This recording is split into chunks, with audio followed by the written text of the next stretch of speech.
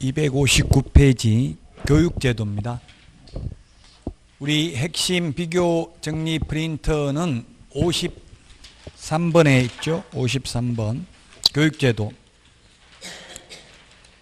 교육제도가 5개가 있습니다. 교육제도가 53번 교육제도를 보면 5개가 있는데 시험에 반드시 한 문제 출제됩니다. 교육제도는 5개 교육제도가 있다. 그 5개를 표를 보고 비교하는 게 바람직하겠죠.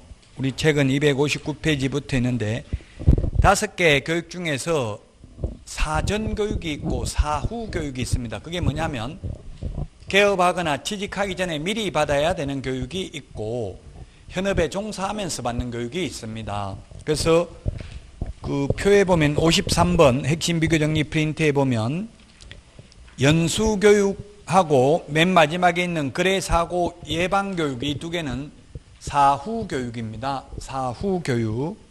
그런데 직무교육, 중개실무교육, 경매실무교육 이 3개는 사전교육입니다.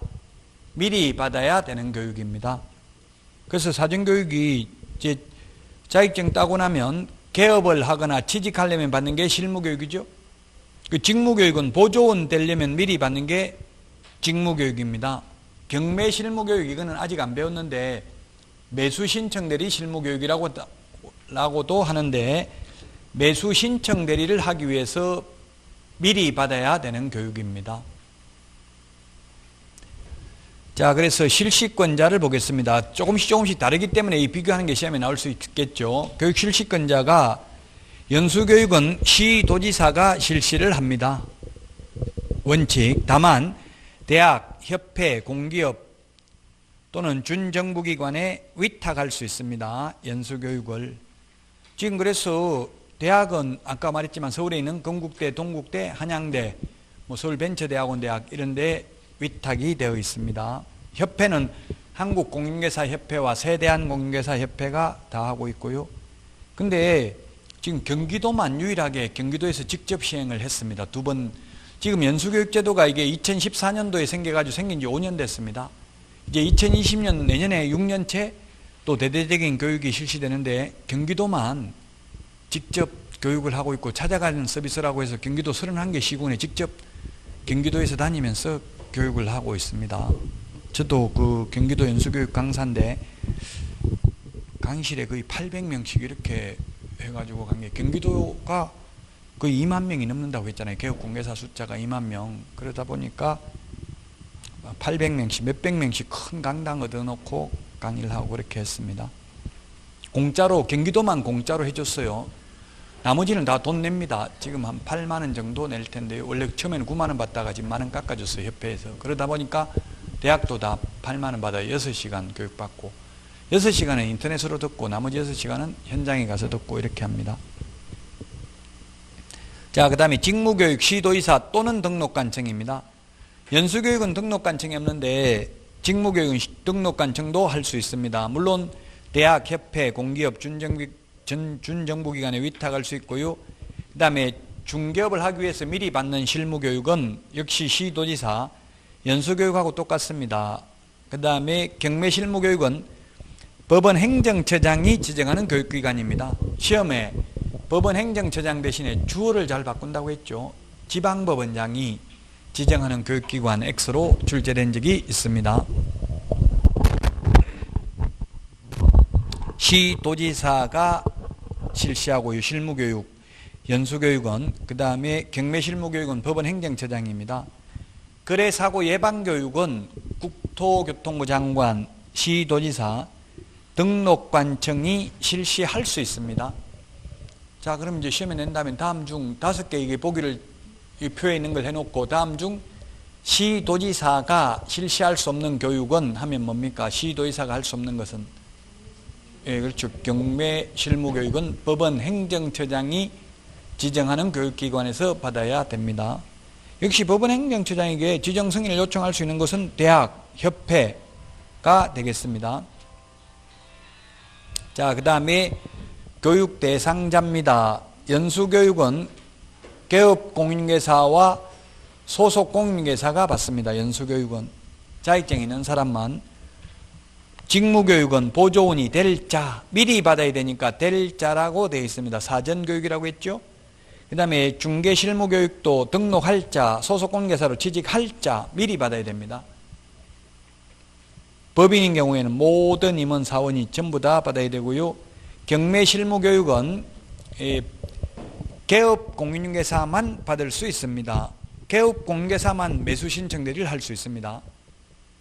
따라서 법인인 경우에는 오직 대표자만 받습니다. 경매실무교육은. 중개실무교육은 모든 임원이 다 받습니다.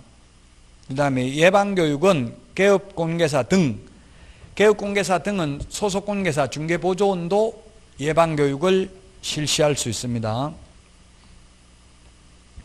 교육 내용을 보니까 연수교육은 법제도의 변경사항, 그 다음에 중개실무교육은 법률지식, 요것만 밑줄 치시고 나머지 중개 및 경영실무, 직업윤리는 똑같습니다. 연수교육이나 실무교육이나. 그래서 저도 연수교육을 경기도에서 연수교육 강사인데 뭘 주로 하라고 하냐면 이게 개정법령 2년 동안 바뀐 거 중개와 관련해서 전부 다 많이 합니다. 법 바뀐 걸 강의해 줘야 되니까요. 지금 그래서 세법하고 보통 다른 법령 개정된 거 하고 이렇게 2개 해가지고 3과목 하더라고. 3과목 6시간 동안 2시간씩 해가지고 그 주로 개정된 법령 위주로 합니다. 연수교육은. 자, 그 다음에 보조원은 직업윤리입니다. 직업윤리. 자, 그 다음에 경매실무교육은 직업윤리, 민사소송법, 민사집행법, 경매실무입니다. 거래사고 예방교육은 부동산 거래 질서를 확립하고 부동산 거래사고로 인한 피해를 방지하기 위한 교육입니다. 그럼 5개 교육 중에서 직업윤리가 교육 내용에 포함되어 있지 않는 게 뭡니까? 직업윤리가 들어가 있지 않는 게 거래사고 예방교육이죠. 자, 그 다음에 기타 교육시간도 다 기억을 해야 됩니다. 교육시간. 근데 이게 저는 뭐 교육 강사를 다 해봐가지고 좀 쉽긴 하던데 교육시간이 없는 거. 그럼 교육시간이 명시되어 있지 않는 게 뭐냐면 거래사고 예방교육입니다. 거래사고 예방교육은 교육시간이 정해져 있지 않습니다. 그 다음에 이제 가장 짧은 것부터 하면 직무교육입니다. 직무교육. 중개보조원이 될 자가 받는 직무교육은 3시간 이상 4시간 이하고요. 그 다음에 짧은 게 연수교육입니다. 연수교육. 12시간 이상 16시간 이하입니다. 근데 지금 현재 경기도 같은 경우는 12시간을 하는데요. 6시간은 인터넷으로 사이버 강의를 듣고 나머지 6시간만 현장 강의를 듣고 있습니다. 그래서 연수교육 최소한 12시간 이상 16시간 이하. 그래서 하루 동안 받으면 돼. 하루는 인터넷으로 들으면 되고요. 그 다음에 이 직무교육 이게 보조원들은 전부 인터넷으로 다 들을 수 있습니다. 3시간 모두 다.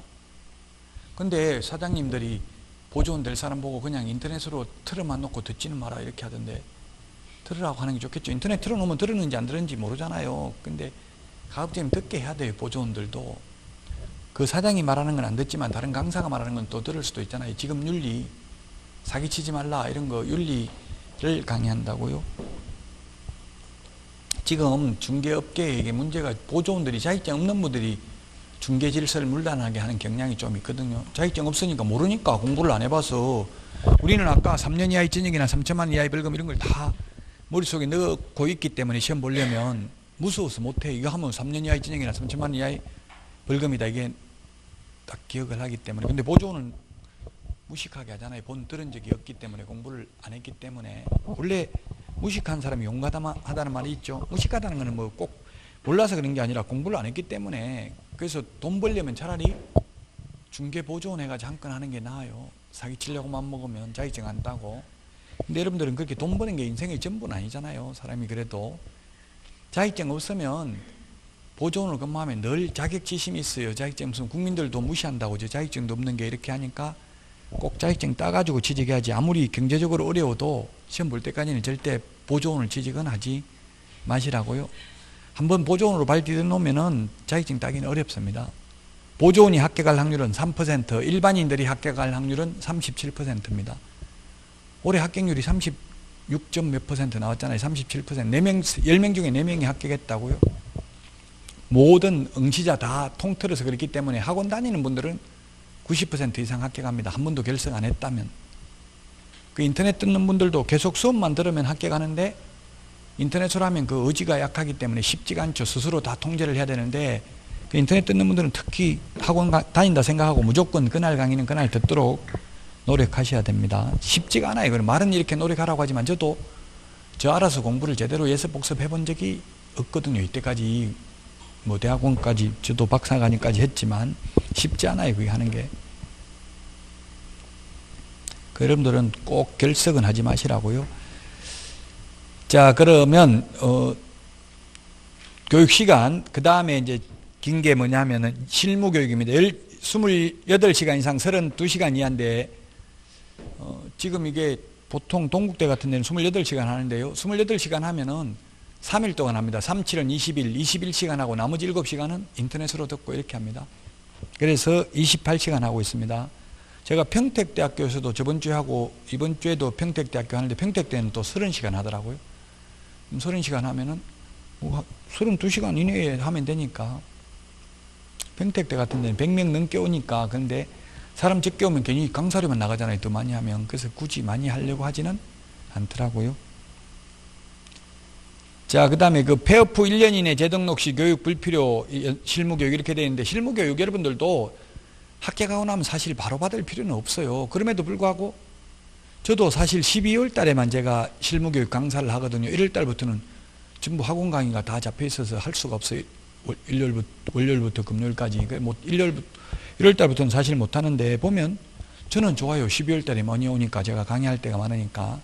근데 사실 굳이 12월 달에 합격하자마자 받을 필요는 없어요. 취직을 하거나 개업이 확정돼 있으면 받으면 되는데 그 보면 교육받고 1년 안에 개업하거나 취직 못 해가지고 다시 받는 확률이 60%가 넘어요. 확률적으로 보면. 2번 받는 사람이. 그 1년 안에 무조건 개업하려고 맘먹고 망하면 안 되겠죠. 그 교육받았다고 해서 교육비 13만 원인가 내요. 그 실무교육. 이 교육 5개 중에서 공짜로 하는 거는 직무교육이 아니라 거래사고 예방교육 하나밖에 없어요. 공짜로 하는 거는. 나머지는 다 돈 받아요. 그러니까 돈 내고 받았다 하더라도 거기에 쫓겨가지고 1년 안에 억지로 개업하려고 하지는 마시라고요. 가급적이면 젊은 분들은 1년 이상 취직해보고 개업하면 절대 안 망합니다. 경험을 1년만 제가 가지면 돼요. 1년만. 모든 영업은 1년이 중요해요. 보험영업, 자동차 세일즈맨 1년만 잘 버티면 그 다음부터는 고객 관리만 해도 자동적으로 계약이 나온다고요. 중개업도 마찬가지예요. 1년이 고비예요. 1년이. 그러니까 그 고비를 남 밑에 취직해서 배우면 그만큼 위험 부담을 줄일 수 있다는 이야기예요. 1년만 있으면 볼 거 안 볼 거 일어날까 안 일어날까 다 보거든. 1년 안에는 모든 게 그 중개사무소에서 일어날 수 있는 모든 일들이. 자, 어쨌든 실무교육, 직무교육 모두 그만두고 1년 넘으면 다시 받아야 돼요. 교육받고 1년 안에 개업하거나 취직 안 하면 다시 받아야 돼요. 저는 자산운용 전문인력 사전교육도 받았는데요. 그 자산운용 전문인력 사전교육은 그 리츠, 부동산 투자회사 이런 거 설립하려면 자산운용 전문인력 자격증 있는 사람 5명 이상 있어야 되죠. 그건 사전교육을 저도 받았는데 한 번만 받으면 영원히 안 받아도 돼요. 그만뒀다가 다시 취직할 때도 안 받아도 된다고요. 근데 우리는 다시 받아야 돼. 1년 넘으면. 왜냐하면 법이 해마다 바뀌니까 1년 넘으면 또 법 다 바뀌었기 때문에 또 새로 바뀐 법을 알아야 되기 때문에 1년 안에. 근데 계속 취직해가지고 있거나 계속 중개업을 하고 있으면 안 받아도 되죠. 10년 지나도 실무교육은. 왜냐하면 계속 중개업을 하는 동안은 법을 바뀐 걸 공부 안 할래 안 할 수가 없어. 손님들이 자꾸 묻는데 모르고 있으면 안 되잖아요. 지금도 이게 지난주에 제가 월요일날 부동산 정책 발표한다고 했잖아요. 여러분들은 미리 말씀드렸잖아요. 발표되기 전에 비보도를 전제로. 여러분들이 뭐 보도는 안 할 거니까 제가 알려드렸는데 그게 발표되고 나니까 저한테도 문의가 많이 오더라고. 세금 때문에. 이게 지금 집이 3개인데 어떻게 해야 되냐, 임대사업자 등록을 해야 되냐, 팔아야 되냐, 이런 걸 많이 묻고 있더라고요. 지금 정부에서는 팔아라는 이야기죠. 팔면 지금 한치적으로 양도소득세를 중과세 안 하겠다. 6개월 안에 팔아라는 게 정부 정책이에요. 알아서 하셔야죠. 그건 정부 정책대로 따라서 해서 뭐 성공할 수도 있고, 미래를 정확하게 제가 알면은 저도 부자 되고 강의 안 하고 그냥 놀고 있겠죠. 돈 버는 거는 그거는 팔자예요. 팔자. 제가 볼 때는 인력으로 억지로 하려고 해서 되는 게 아닌 것 같아요. 그 돈에 욕심을 버리니까 지금은 마음이 편해요. 너무 큰 돈을 벌려고 마음을 안 먹으니까. 근데 저한테 전화 오는 분들은 막 돈독이 올라가지고 지금 집이 세 채라는데 뭐 서울에 뭐 사당에 있고 어디 있고 막 그 자랑 지금 3억씩 5억씩 올랐다고 자랑하더라고요. 그런데도 보니까 너무 마음에 여유가 없어. 그게 꼭 편하지만은 않더라고. 그러다가 잘못하면 죽는 수가 있어요. 그 너무 돈 욕심 내다가. 제 친구도 많이 죽었어요. 돈 벌려고 목숨 걸고 하다가. 그냥 편하게 사시라고요. 물론 돈은 필요 조건이긴 하지만 그게 충분 조건은 아니라고요. 돈이 모든 인생의 전부는 아니라는 얘기예요. 없으면 불편하긴 하지만. 자, 그 다음에 경매 실무 교육입니다. 32시간 이상 44시간 이하입니다. 가장 길죠, 시간이. 이것도 역시 1년 안에 개업 안 하면 매수 신청 내린 등록 안 하면 다시 받아야 됩니다. 그 다음에 예방교육은 교육 10일 전까지 당사자에게 통지합니다. 예, 물론 공고하거나 당사자에게 통지해야 됩니다. 그 다음에 연수교육은 보면은 2개월 전까지 통지합니다. 이 중에서 교육 안 받으면 처벌받는 것은 연수교육밖에 없습니다. 교육 안 받으면 처벌받는 것은 연수교육밖에 없다. 나머지는 사전교육은 안 받으면 개업을 못하고 취직을 못하는 거죠. 그래서 받을 수밖에 없다. 개업하거나 취직하려면. 거래사고 예방교육은 안 받아도 처벌 규정이 없고요. 그런데 그러면 현실적으로 여러분들이 생각할 때는 거래사고 예방교육 하거든요. 지금 하거든. 현실적으로. 하면 교육받으러 오겠어요? 안 오겠어요? 처벌 규정도 없고 강제도 아니고 받아도 되고 안 받아도 된다. 와요? 안 와요? 현실적으로? 다 옵니다. 왜냐하면 행정지도를 합니다. 행정지도를. 등록관청에서 시군구에서 그 친목회에다가 공문 보내면서 아니면 또 전화로 해가지고 그런다고 이번에 거래사고 예방교육 합니다. 다 참석해서 자필 사인하고 자료 받아가세요. 만약 자필 사인이 안 돼 있으면 우선적으로 단속하러 나가겠습니다. 이렇게 말해버린다고요. 그럼 뭐 재진거는 많으니까 전부 다 받으러 갈 수밖에 없죠. 사인은 다 하러 가요. 이건 탈탈 털면 안 잡혀갈 사람 한 명도 없어요. 중개업 하는 분 중에. 그래서 요즘은 뭐 장관 같은 것도 청문회 하는 거 보니까 막 탈탈 털더라고요. 그러면 거의 하나는 걸려들지. 이때까지 살면서 죄 지은 거 하나도 없는 사람은 없어요. 저도 보면 죄 많이 지었더라고요. 몰랐는데 장관 또 임용할까봐 제가 좀 저 스스로를 돌아보니까 엄청나게 죄 지은 게 많더라고요. 그 저보고 장관 하라고 하면 저는 안 하려고요. 사양하려고. 예, 그래서 예방교육하고 연수교육만 알려줘요. 교육한다고. 나머지는 사전교육은 안 알려줘요. 여러분들이 개업하려면 알아서 찾아서 받아야 돼요. 연수교육만 처벌 규정이 있어요. 예방교육은 처벌 규정은 없지만 사실상 행정지도를 하니까 다 교육은 받고 있다. 10일, 그 다음에 2개월, 이런 거 우리 프린트에 10일, 2개월도 또 따로 정리가 되어 있잖아요. 10일, 2개월. 자, 10일, 2개월이 어디 있냐면 10일하고 2개월이 몇 번에 있어요. 우리 핵심 비교 정리 프린트 38번. 38번에 보니까 동그라미 4번 연수교육 통지라고 돼 있죠? 밑줄 치놓으세요. 38번에. 그 다음에 40번에 10일이 있는데 10일. 10일은 거기에 몇 번에 있습니까? 10번에 있죠. 10번. 10번 밑줄 치놓으시고요. 자, 10일이 11번까지 11개가 있는데 1월 달에 2개 더 추가했다고. 1월 달에 내드릴 프린트에는 왜 입법 예고되어 있는 거에 10일이라는 게 2개가 신설됐습니다.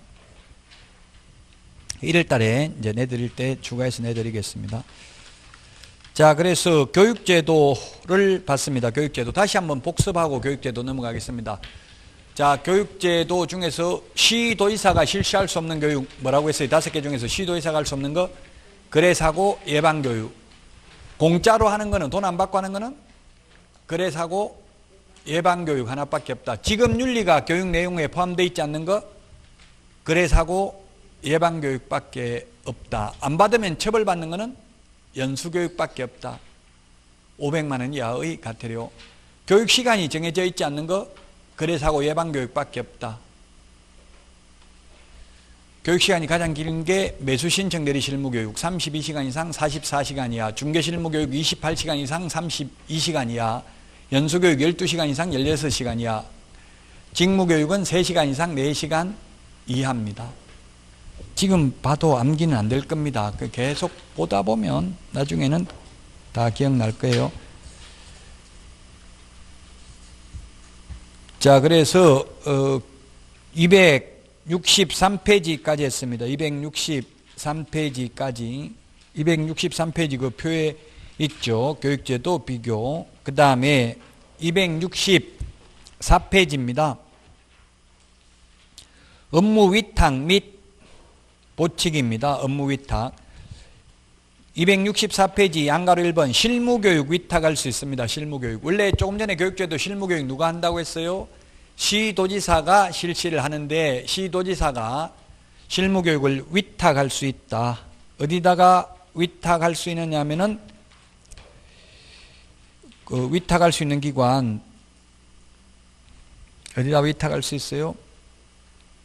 동그라미 2번에 보면은 고등교육법에 의해서 설립된 대학 또는 전문대학으로서 부동산 관련 학과가 개설된 학교, 그 다음에 공인중개사협회, 공공기관의 운영에 관한 법률에 따른 공기업 또는 준정부기관. 264페이지 양가로 1번에 동그라미 2번에 있죠? 이 세 군데에 위탁할 수 있습니다.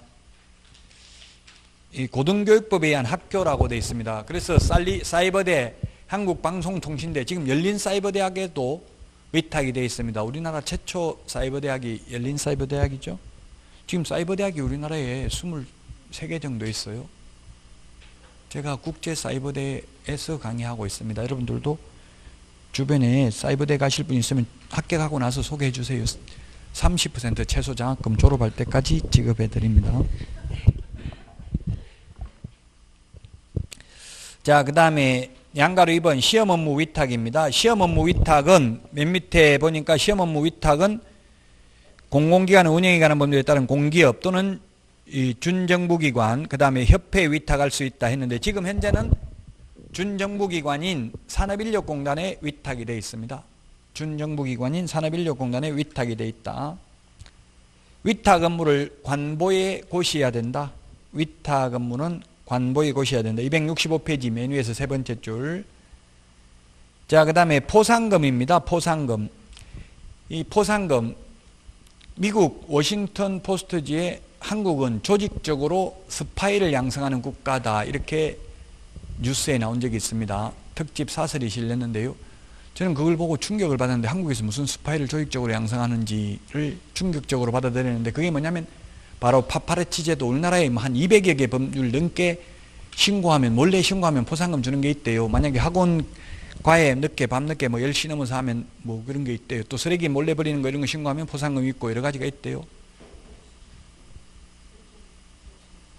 고통북구 옛날에 있었는데 그걸 읽다 보니까 완전히 산속에서 만원경 해가지고 사진 찍어가지고 한 달에 몇천만 원씩 받아가는 사람이 생겨가지고 요즘은 없을걸요. 그 교통법규 위반하는 거 신고하면.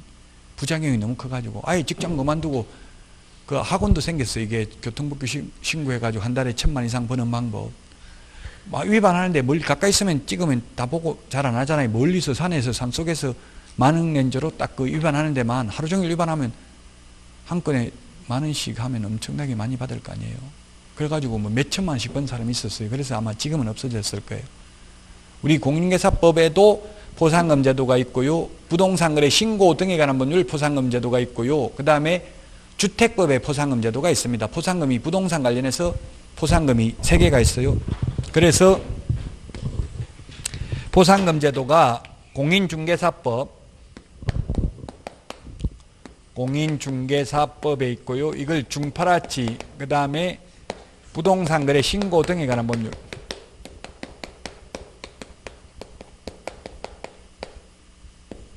토파라치, 그 다음에 주파라치, 주택법에 이렇게 신문에 나왔더라고요. 주택법에 주파라치. 신고하면 포상금 주는 제도가 있습니다. 주택법에 불법 전매하는 거 신고하면 포상금 주는 제도가 있습니다. 주택법 시험은 잘 안 나오긴 하는데 이 공인중개사법만 지금 보겠습니다. 이 3가지가 있다고 부동산 관련해서 포상금 주는 제도가 몰래, 이게 국민 정서 함양에는 별로 바람직하지 않죠. 남을 몰래 신고해서 보상금 돈 뜯어내는 거잖아요. 어떻게 보면. 그래서 스파이를 조직적으로 양성하는 국가다 이렇게 나와 있는 거예요. 몰래 신고하는 거잖아요. 어떻게 보면. 자, 보상금 주는 게 265페이지 양가로 1번에 동그라미 3개가 있습니다. 쉽게 말하면, 한마디로 말하면 무자격자입니다. 무자격자. 공인중개사법상 보상금, 공인중개사법에 보상금 주는 게 3개인데 무부양입니다. 무등록, 부정한 방법으로 등록, 자격증, 등록증, 양도 대여한 자, 양수 대여받은 자 신고하면 보상금 줍니다. 한마디로 말하면 무자격자입니다. 그래서 예를 들면 투기 조장하는 자 신고해도 보상금 안 주고요. 중개보수 초과해서 받는 거 신고해도 보상금 주지 않습니다. 3가지입니다. 무부양, 무등록, 부정한 방법으로 등록, 양도 대여한 자, 양수 대여받은 자. 근데 자격증 빌려주는 거 신고하면 보상금 받는데요. 우리나라 10만 5천 명 중에서 약 2, 3만 명 정도는 자격증을 빌려준 것으로 추정하고 있습니다. 정부에서는. 많이 있다고요. 어떻게 알 수 있어요? 많이 있는지 없는지. 그게 여러분들이 꼭 제가 조사관으로 보내주면 제가 10,000명은 적발할 수 있어요. 어떻게 알 수 있냐면은 자격증 게시되어 있잖아요. 등록증 사무실에 보면 그게 붙어있는 얼굴 사진하고 실제 근무하는 사람 얼굴하고 대조해보면 일단 1차적으로 알 수 있죠. 그 대조해보고 계약서, 확인설명서 보존하고 있는 거 다 가져오라고 해서 자필, 대조하면 되겠죠. 필적 감정하면 양도되어 있는지 알 수 있겠죠. 잡으려면, 적발하려면 할 수 있어요. 근데 현실적으로 적발은 아까 이야기했잖아요. 1년에 자기 취소된 사람이 10명도 안 된다고 했잖아요. 그 10명은 어떻게 해서 자기 취소되냐면 이제 빌려줬다고 공무원이 조사하러 누가 일단은 손님들이 민원을 제기한다고, 의뢰인들이, 매수인이나 매도인이. 그러면 등록관청에서 사장님 어디 가셨습니까? 자격증 빌려줬지 이렇게는 대놓고 안 물어요. 어디 가셨냐고 물어요. 근무를 안 했다는 이야기잖아요.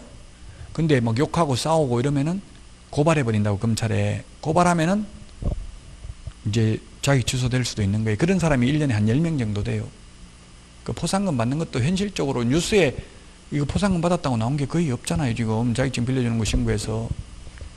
어쨌든 3가지 포상금 주는 제도 있습니다. 여러분들도 아마 이거 신고로만 해가지고 돈 얼마 버는지, 제가 등록관청에 전화해서 물어보니까, 국토부에 물어보니까 이게 국가에서 50% 보조할 수 있다고 돼 있거든요. 그 보조하려고 예산 확보해놓은 게 얼마입니까? 물으니까 하나도 없다더라고요. 그럼 돈 못 받는 거 아닙니까? 제가 신고해도. 이러니까 아마 등록관청에서 줄 겁니다. 이렇게만 이야기하더라고요. 자, 거기 보면 양가로 2번 포상금이 한 건당 50만 원입니다. 한 건 신고하면 50만 원 벌어요. 이거 알바하면 되겠네. 여러분들 50만 원 벌려면 신고해가지고 50만 원. 자, 국고에서 일부 보조할 수 있다. 전부 X라고 돼 있죠. 얼마 보조할 수 있냐면 리언에 보니까 100분 50 밑줄 치놓으세요. 50% 보조할 수 있다. 100분 50. 100분 50이나 2분의 1이나 같죠? 2분의 1 한번 찾아보겠습니다. 56번. 이게 있는지 없는지 저도 기억은 못하겠어요. 56번 프린터 맨 마지막에 2분의 1에 혹시 이거 있는지 한번 보세요. 있네. 10번. 10번 포상금 국고 보조 비율이 2분의 1이나 100분 50이나 같은 말이라고요. 50% 반대 줄 수 있다는 이야기잖아요. 절반. 2분의 1이라고는 시험에 안 나올 겁니다. 보상금 100분 50 법조문 있는 그대로 나올 거예요. 100분 50이나 2분의 1이나 100분 50, 즉 50%까지는 국고에서 보조할 수 있다. 근데 국고에서는 아직까지 예산 확보된 건 하나도 없다 하더라고요.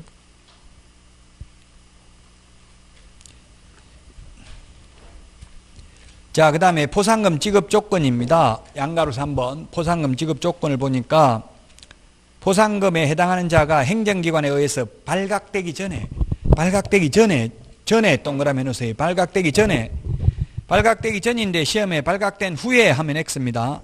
발각되기 전에 등록관청이나 수사기관에 신고 또는 고발한 자에게 그 신고 또는 고발 사건에 대해서 검사가 공소제기 동그라미, 기소유예 결정 동그라미 한 경우에 한하여 지급한다. 공소제기, 기소유예.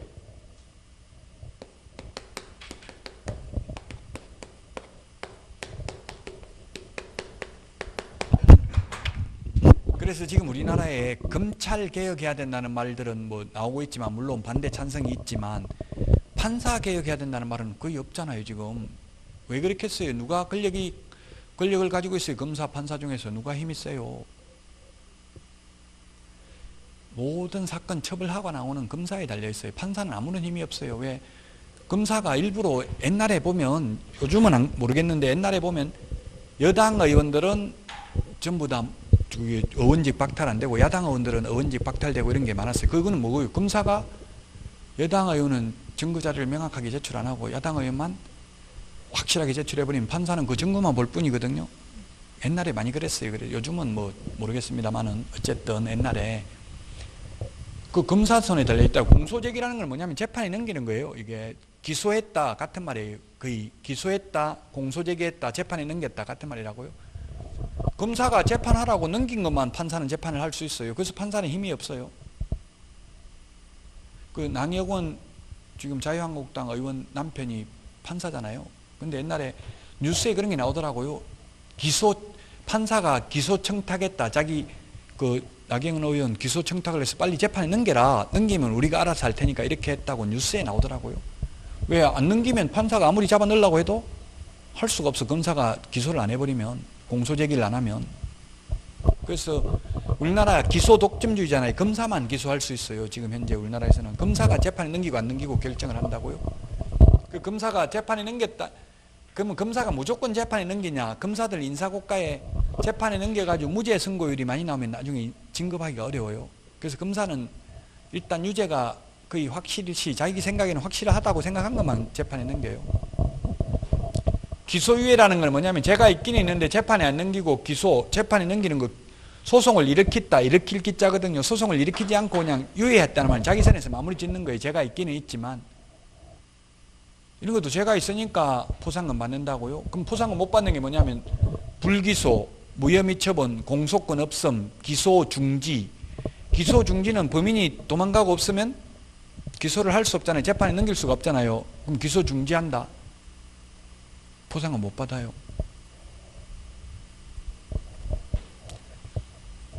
그러면 판사가 무죄 선고하면 포상금 받아요. 시험에 나왔어요. 판사가 무죄 선고하면 포상금 받는다, 못 받는다? 판사가 무죄 선고를 했다고요. 포상금 받아요, 못 받아요? 무죄 선고. 포상금 받는다. 재판에 넘기면 포상금 받는다 했잖아요. 무죄 선고가 나오든 벌금이 나오든. 그 검사가 그래서 파고 있다고 했잖아요. 검사 손에 달려 있다고요. 검사가 공소제기, 재판에 넘기기만 하면 판사가 무죄 선고해도 보상금은 나와요.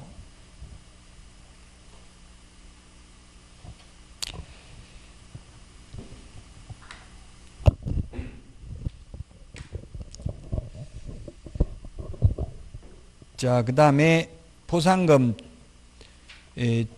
지급 절차는 국토교통부령으로 정하고요. 그 다음에 포상금 지급 신청서는 등록관청에 제출해야 됩니다. 신고는 수사기관에 신고할 수 있지만 고발은, 포상금 지급 신청은 등록관청에 해야 됩니다. 266페이지. 포상금 지급은 그 결정일로부터 1월 이내에, 1월을 글씨체에 진하게 해놨잖아요. 1월 이내에. 자, 우리 프린터 1월 찾아서 밑줄 집어볼까요? 1월이 몇 번에 있습니까?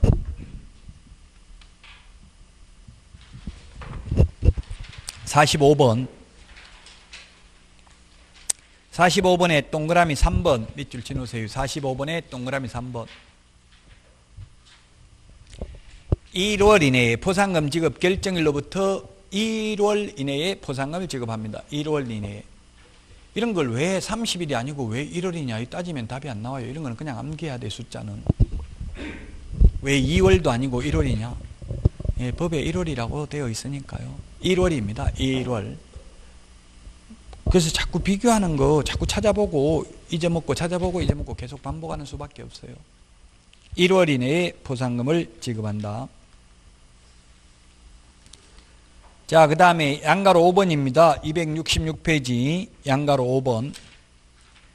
포상금 지급 방법입니다.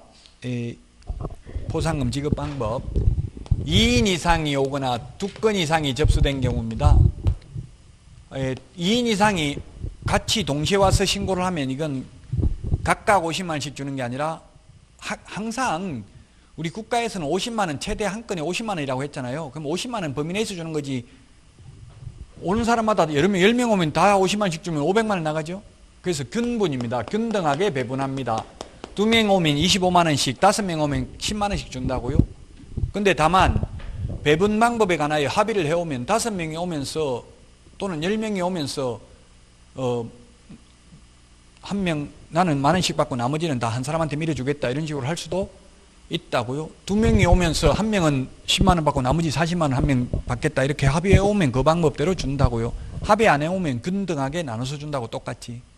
그 다음에 여러 건수가 접수된 경우입니다. 여러 건수가 접수되면 어제도 한 건 접수되고 오늘도 접수되고 내일도 접수되고 이러면 최초로 가장 먼저 신고한 사람만 줍니다. 최초로 접수한 사람에게만 줍니다. 여러 건수가 접수되었을 때는. 이게 시험에 출제됐어요. 이 반대로 나왔어. 2인 이상이 오면 2건 이상이 접수되면 균분해서 준다. X죠. 2건 이상 여러 건수가 접수됐으면 균분해 주는 게 아니라 최고 먼저 한 사람이. 그 다음에 2인 이상이 오면 각각 지급한다. X 이렇게 출제됐어요. 각각이 아니라 균등하게 배분합니다. 균분.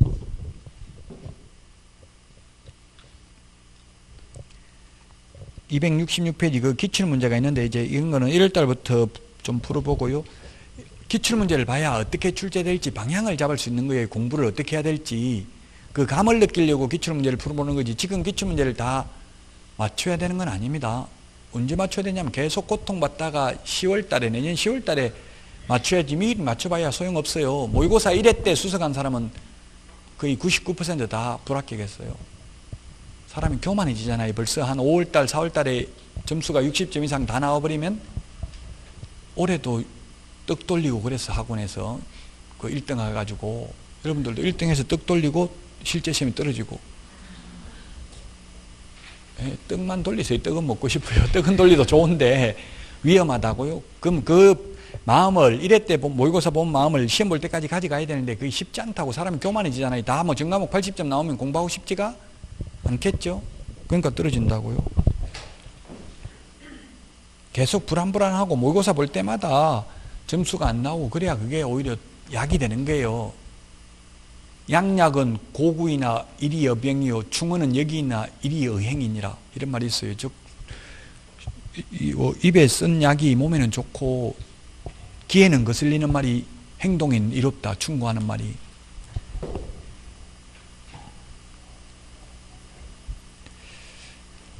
근데 여러분들이 실장으로 근무하면서는 충고하지 마세요. 사장한테. 그러다가는 바로 잘리니까.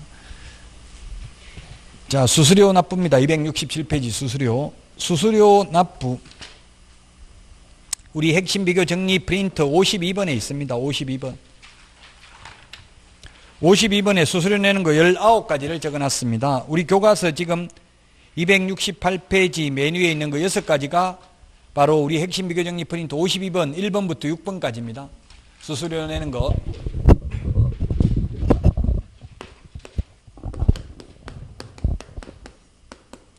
수수료 내는 게 있는데 1번 응시 수수료가 있고 2번 자격증 재교부 수수료가 있습니다. 이 52번에 이 두 개는 시도조례 요것만 적어 넣으세요. 시도조례라는 말 요것만 적어 넣으라고요. 시도조례. 시도조례입니다. 그 다음에 3번 등록신청 4번 등록증 재교부 신청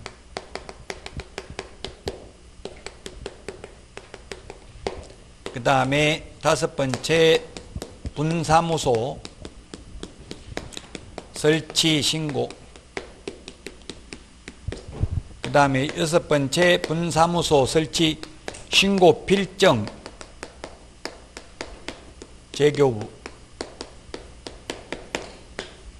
요건 시군구조례입니다. 시군구조례. 핵심 비교 정리 프린트 52번에 다 있죠. 밑줄만 쳐놓으세요. 근데 7번 자격증 교부. 자, 합격하면 자격증 처음에 줄 때는 돈 받아요? 안 받아요? 안 받죠? 요거 프린트에 X 돼 있는 거는 수수료 안 낸다는 이야기예요. 여러분들 이게 시험 응시 원서에 붙이는 사진 반명한판 사진이 아니고 전부 그 여권용 사진이에요. 그 사진이 그대로 그냥 자격증이 붙어서 나와요. 바꾸려고 하니까 지자체마다 다르더라고요. 경기도 같은 데는 못 바꾼다. 재발급 받으라더라고. 재발급 받으려면 수수료 내야 돼요. 경기도는 안 바꿔주더라고. 사진을요. 재발급 받으라고 그래요. 서울 같은 데는 또 바꿔주더라고. 그 지자체별도 조금씩 해석하는 게 달라요. 어쨌든 시험 원서에 붙이는 사진 뽀샵해도 되냐 묻던데 됩니다. 되기는. 여권용 사진인데 여권 만든 사진 뽀샵해가지고 해외 나가면 계속 그 본인 맞는지 묻고요. 시험 볼 때도 너무 뽀샵 심하게 해놓고 실제 얼굴하고 다른 감독관이 와서 진짜 맞아요 하고 자꾸 쳐다보고 있으면 그 시험 치는데 좀 방해가 될 수도 있죠. 안 가고 계속 진짜 본인 맞아요 묻고 이러면 알아서 하세요. 뭐 어쨌든 뽀샵을 해도 되기는 됩니다. 그 시험 원서에 붙이는 사진이 자동적으로 그 자격증이 붙어서 나와요. 자격증 컴퓨터로 다 처리하니까 따로 사진 제출 안 한다고 자격증 줄 때. 옛날에는 제가 받을 때는 그 인터넷이 안 돼가지고 다 풀로 가지고 붙여가지고 줄 서가지고 막 2시간씩 있다 자격증 받고 그랬어요. 요즘은 그렇게 할 필요가 없고 그냥 바로 택배로 받으면 돼요. 착불로 하는 데도 있고 뭐 서울 같은 데는 2,500원인가 받고 그러더라고. 2,300 지자체별로 조금씩 달라요.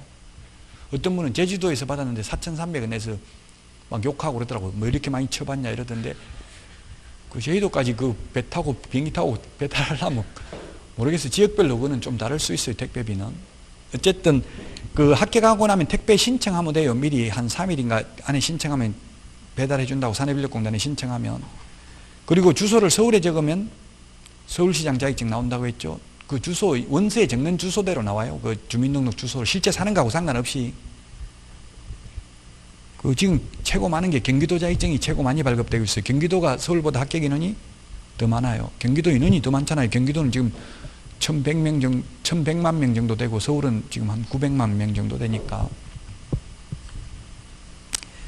자, 그래서 수수료에 대해서 봤습니다. 수수료 269페이지 업무 위탁하면 위탁했을 때 수수료는 위탁받은 자가 위탁한 자의 승인을 얻어서 결정 공고하는 수수료를 내요.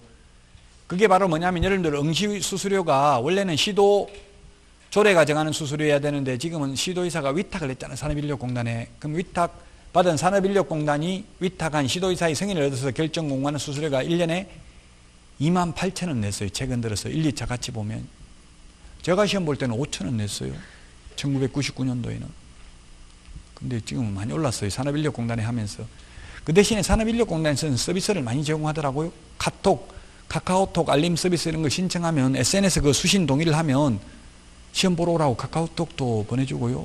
합격자 합격했다고도 카카오톡 보내주고 다 해줘요. 또 어떤 분은 뭐 10시, 9시인가 9시 땡 되자마자 안 왔다고 그러던데 그게 동시에 한 1분 정도 늦게 갈 수도 있더라고요. 9시 땡 하자마자 안 왔다고 또 항의하고 이런 분도 있더라고요. 자, 어쨌든 위탁을 하면 수수료 내야 됩니다. 그래서 만약에 원래 자격증도 시도의사한테 가야 재발급 받는데 시도의사한테 안 가고 그냥 시군구에 가도 돼요. 그러면 수수료가 더 비싸요. 위탁돼 있기 때문에. 근데 뭐 예를 들면 경상북도는 그렇게 멀지 않네. 강원도 같은 경우는 면적이 넓기 때문에 강원도 도청 소대지가 어디 있어요? 춘천에 있잖아요. 춘천. 설악산에서 춘천까지 올라면 차라리 위탁 수수료 내고 그냥 그 속초시장한테 신청하는 게 더 빠를 수도 있어요. 어쨌든 업무를 위탁할 수 있습니다. 행정, 형벌 269페이지 형벌은 앞에서 계략적인 거 말씀드렸고 구체적인 거 암기하는 거는 1월 달부터 하겠습니다. 행정질서벌도 마찬가지입니다. 277페이지까지. 그래서 다 했고요. 이제 286페이지 부동산 거래 신고제도부터는 쉬었다가 하도록 하겠습니다.